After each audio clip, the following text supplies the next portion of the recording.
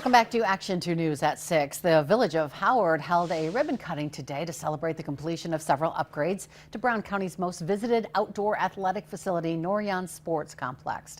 Included in the $2.4 million project, the installation of new artificial turf fields, fencing, backstops, bleachers, and concrete pads. This was funded through a $1 million award from the Brown County Tourism Enhancement Capital Grant Program and the Village of Howard.